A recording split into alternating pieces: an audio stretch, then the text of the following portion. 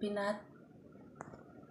আমরা ওইখানে এসে মানলাম ওইখানে আমরা সাতনালার মধ্যে পমেশ নাথ হয়েছে তারা উকিল, মহিলাদের উকিল। এখানে 4-5 জন আছেন তারা উকিল। তাইনে আমরা লাগে এরকম ঘটনা করছেন, মানে খুব খারাপ ঘটনা, মারধর করছেন তাইনে। এরপরে গোপাল, তুলসী, রিনা, এরপরে গৌরাঙ্গর বউ পার্বতী, এরা সবজনে মিলে 7 জনে। এরপরে চঞ্চলা নাথ তাইনেও তারার সাথে সামিল। সব মানে আমার মারধর কইরিয়া টাকা লইছেন 30,000 লইয়া। এরপরে আমার জিনিস নিছেন তারা, টিভি, স্ট্যান্ড ফ্যান, চিরা লাকড়ির তক্তা, এরপরে ফারান লাকড়ি আরও নিছে তারা। সবে মিললে তারা নিছে এই জিনিসটি। আমার উপরে এত মারধর করছেন তারা, অত্যাচার করছে তারা। আমার এই বেটার কাছে মাইরিয়া টাইরে আমারে তারা এখানে দিল্লিত পাঠাইছে।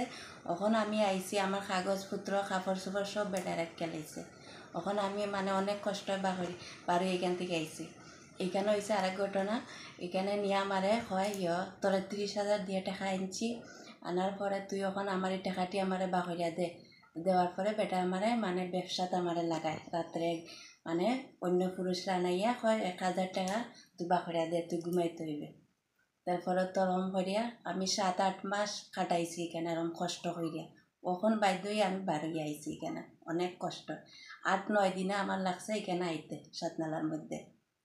আনা টাকা আনা খাইয়া ধইয়া আমি এখানে আইছি। আর মুখ্যমন্ত্রী আছে আবেদন করতেছি আমি মানে এখানে থাকতাম চাই।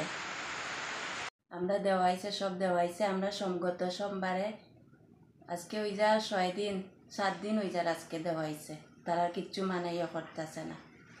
আমি তো এখানে থাকতে লাগে, আমি তো যাইতাম কই, আমার এদিকেও আমার থাকার নাই। আমি তো এখানে আমি থাকতে লাগা।